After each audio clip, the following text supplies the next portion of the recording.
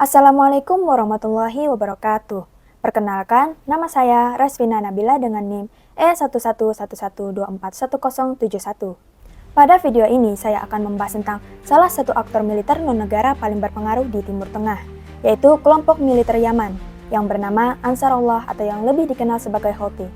Kita akan melihat profil militernya, sistem pendidikan dan juga doktrinnya, bentuk kerjasama mereka, dampak teknologi senjata yang mereka gunakan, serta evaluasi keseluruhan program militer mereka. Yang pertama yaitu profil militer, identitas, dan juga doktrin. Ansarullah atau yang dikenal sebagai Houthi adalah kelompok militer dan politik yang berasal dari wilayah Sada di Yaman Utara. Kelompok ini pada awalnya berkembang dari gerakan pemuda keagamaan pada tahun 1990-an, tetapi berubah menjadi kelompok militer besar setelah konflik berkepanjangan dengan pemerintah Yaman dan intervensi koalisi asing.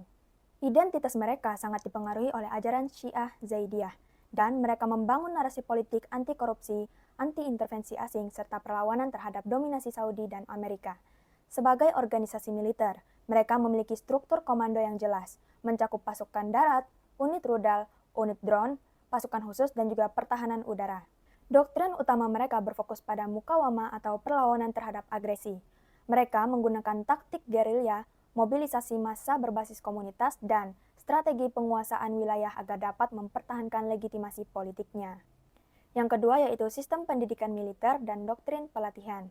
Dalam aspek pendidikan militer, Houthi memiliki sistem pelatihan yang disesuaikan dengan kondisi perang asimetris. Rekrutmen mereka terutama dilakukan melalui jaringan lokal di pedesaan, berbasis kabilah dan komunitas Zaidiyah. Selain itu, ada mobilisasi relawan terutama dari keluarga yang terdampak perang atau yang memiliki anggota yang telah gugur. Pelatihan dasar mereka mencakup penggunaan senjata ringan, taktik infanteri, penempatan ranjau dan IED, serta pertempuran jarak dekat. Karena medan Yaman didominasi pegunungan, mereka melatih kemampuan bertahan dan juga menyerang dalam kondisi topografi yang sulit. Untuk kemampuan lebih lanjut seperti pengoperasian rudal dan juga drone, pelatihan dilakukan oleh teknisi internal dan berdasarkan laporan internasional.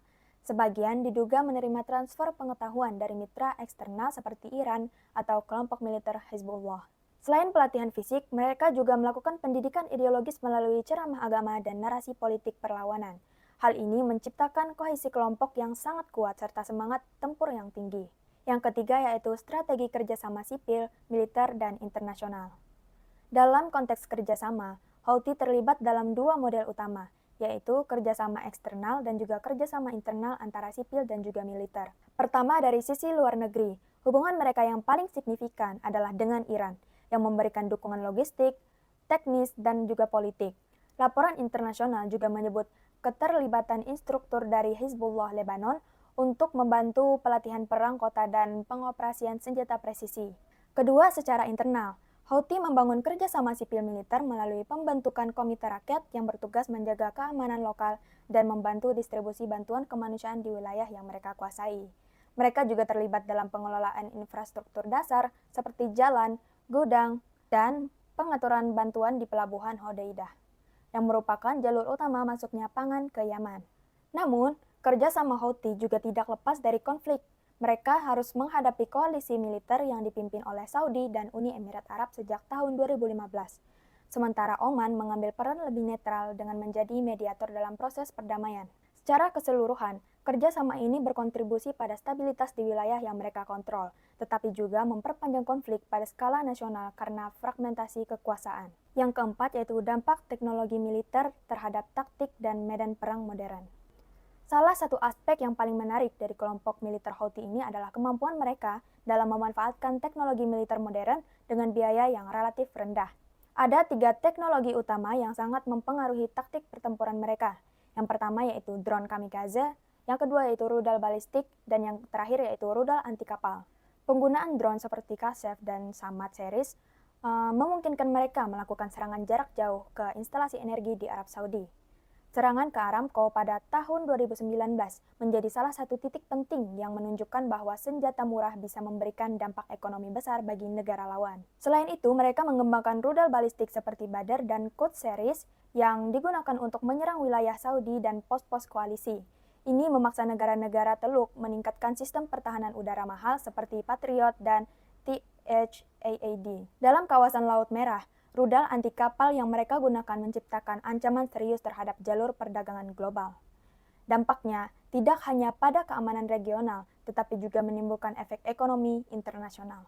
Secara keseluruhan, teknologi ini mengubah medan perang modern di Yaman.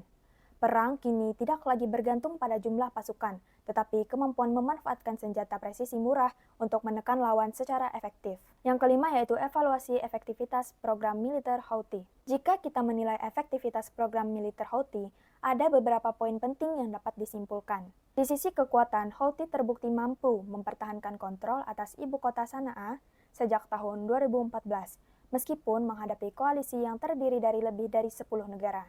Taktik asimetris yang mereka gunakan terbukti sangat efektif dalam mempertahankan wilayah. Teknologi drone dan juga rudal menjadi alat penting untuk meningkatkan daya tawar politik mereka dalam perundingan damai. Namun, efektivitas ini juga memiliki kelemahan.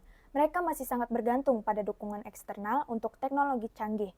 Selain itu, wilayah yang mereka kuasai menghadapi kerusakan infrastruktur besar dan juga kondisi ekonomi yang memburuk. Legitimasi internasional mereka juga masih rendah karena dianggap sebagai kelompok pemberontak oleh banyak negara dan juga organisasi global. Secara keseluruhan, program militer Houthi ini dapat dikatakan efektif untuk mempertahankan kekuasaan regional dan melawan koalisi besar. Tetapi, mereka tidak cukup efektif untuk menciptakan stabilitas nasional Yaman secara keseluruhan. Demikian pembahasan mengenai kelompok militer Houthi di Yaman. Semoga video ini membantu memahami bagaimana militer non-negara dapat berperan besar dalam dinamika politik dan keamanan global. Sekian dari saya, terima kasih telah menyimak. Wassalamualaikum warahmatullahi wabarakatuh.